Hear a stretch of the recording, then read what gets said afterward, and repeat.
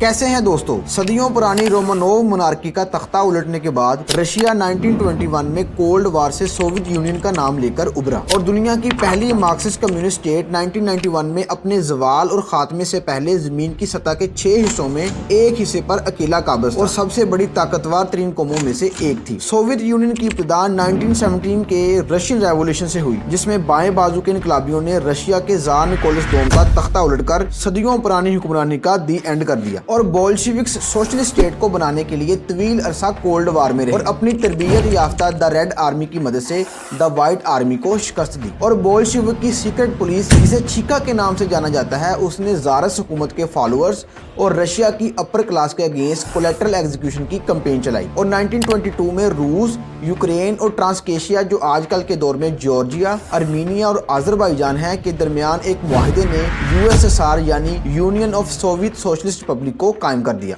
Russian revolution या USSR की formation की मजीद मजबूती और ब्रूटैलिटी की बात की जाए तो जोसेफ स्टालिन के रूलिंग पीरियड को इग्नोर नहीं किया जा सकता। जॉर्जिया में पैदा होने वाले जोसेफ स्टालिन ने 1924 को लेनिन की मौत के बाद तख्त संभाला और अपनी आमराना पॉलिसियों के सिलसिले को बरकरार रखते हुए अपने ही लाखों लोगों को मौत के घाट उतारकर सोवियत यूनियन को एग्रीकल्चर सोसाइटी से इंडस्ट्रियल और मिलिट्री सुपर पावर में तब्दील कर दिया। 1928 में स्टालिन ने सोवियत यूनियन में इकोनॉमिक ग्रोथ और ट्रांसफॉर्मेशन के लिए 5 ईयर प्लान इंट्रोड्यूस किया, जिसके मुताबिक पहले 5 साल मंसूबे में ज़राअत को इकट्ठा करना यानी कलेक्टिवाइजिंग एग्रीकल्चर और रैपिड इंडस्ट्रियलाइजेशन पर फोकस किया गया और दूसरे 5 साल मंसूबे में मिलिट्री बिल्डअप और आर्म्स की प्रोडक्शन पर फोकस किया गया। 1928 से 1940 के दरमियान कलेक्टिवाइजेशन ऑफ एग्रीकल्चर की पॉलिसी को अपनाते हुए लाखों किसानों को फोर्सफुली कलेक्टिव फार्म्स में ज्वाइन किया गया और जिनके पास जमीन या लाइव स्टॉक थे उनकी ओनरशिप छीन कर ज्यादा आमदनी वाले किसानों, जिन्हें गुलाक्स कहा जाता था, को फांसी दे दी गई, क्योंकि कम्युनिस्ट ये बिलीव करते थे कि इंडिविजुअल फार्म्स को अगर कलेक्टिव फार्म्स में ऐड करके स्टेट रन करे तो ज़रूरी पैदावार में इजाफा होगा। ताहम नताइज उसके उलट नजर आए, क्योंकि रेजिस्टेंस और कंफ्यूजन की वजह से ज़रूरी पैदावार में कमी हुई, जिसकी वजह से फूड की शॉर्टेज हो गई और सोवियत यूनियन में कहत की सूरत हाल हो गई। 1932 से 1933 के ग्रेट फैमिन से लाखों लोग मारे गए, लेकिन यूएसएसआर ने कई सालों तक इस हकीकत को छुपाए रखा, हत्ता कि 1937 के सेंसस के रिजल्ट को भी सीक्रेट रखा गया। और यूक्रेनियन फैमिन, जिसे होलोडोमोर कहा जाता है, का मतलब है भूख से मरना, जिसमें एक अंदाजे के मुताबिक 3.9 मिलियन लोग मारे गए, जो आबादी का 13% था। 1953 में स्टालिन की मौत के बाद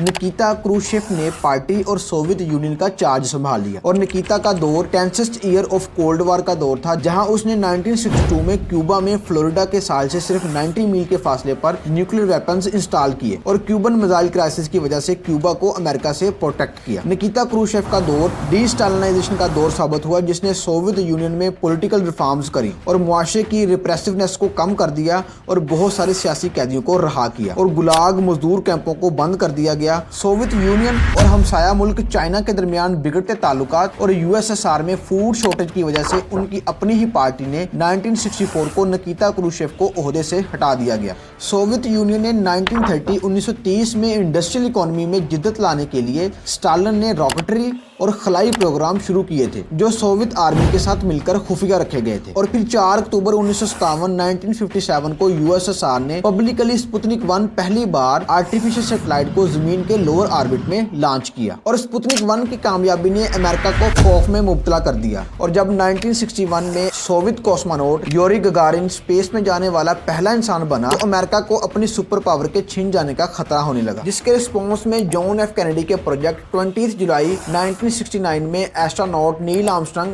मून पर कदम रखने वाला पहला इंसान बन गया। और फिर 1985 में कम्युनिस्ट पार्टी के पॉलिटिशियन मिखाइल गोर्बाचोव इख्तिदार में आ गए और मिखाइल ने यूएसएसआर की प्रॉस्पेरिटी और प्रोडक्टिविटी बढ़ाने के लिए पॉलिटिकल सिस्टम में रिफॉर्म्स के लिए 2 नई पॉलिसीज मुतारफ करवाई, जिन्हें ग्लासनोस्ट और पेरेस्ट्रोइका कहा जाता है और स्टालिनिस्ट की बाकिया जबर को खत्म कर दिया गया। ग्लासनोस्ट प्लान को पॉलिटिकल ओपननेस का नाम दिया गया, जिसमें किताबों पर पाबंदी और नफरत अंगेज खुफिया पॉलिसीज को खत्म किया गया। और दूसरी तरफ पेरेस्ट्रोइका के थ्रू इकोनॉमिक रिफॉर्म्स की गई और इस निजाम के तहत सोवियत यूनियन ने चाइना की तरह एक हाइब्रिड कम्युनिस्ट कैपिटलिज्म निजाम की तरफ बढ़ना शुरू कर दिया। तहम अब गवर्नमेंट ने मार्केट फोर्सेस को प्रोडक्शन और डेवलपमेंट में डिक्टेट करने की इजाजत दे दी और फिर 1960 से 1970 की दहाइयों के दरमियान कम्युनिस्ट पार्टी की एलीट ने दौलत और ताकत हासिल की, जबकि लाखों लोगों को भूख का सामना करना पड़ा, क्योंकि सोवियत यूनियन किसी भी कीमत पर इंडस्ट्रियलाइजेशन करना चाहता था, जिससे खुराक और खुर्दोनोश की मुसलसल किल्लत पैदा हो गई। और पोलित ब्यूरो की इंतहाई दौलत और यूएसएसआर के लोगों की गुर्बत के दरमियान तकसीम से नौजवानों की तरफ से रद्द-ए-अमल पैदा होने लगा, बाद में जिन्होंने कम्युनिस्ट पार्टी की आइडियोलॉजी को अपने पेरेंट्स की तरह अपनाने से इनकार कर दिया। और आखिरकार फौजी बगावत के बावजूद 25 दिसंबर 1991 को मिखाइल गोर्बाचोव ने सोवियत यूनियन की लीडरशिप से रिजाइन कर दिया और यूएसएसआर का वजूद 31 दिसंबर 1991 को खत्म हो गया।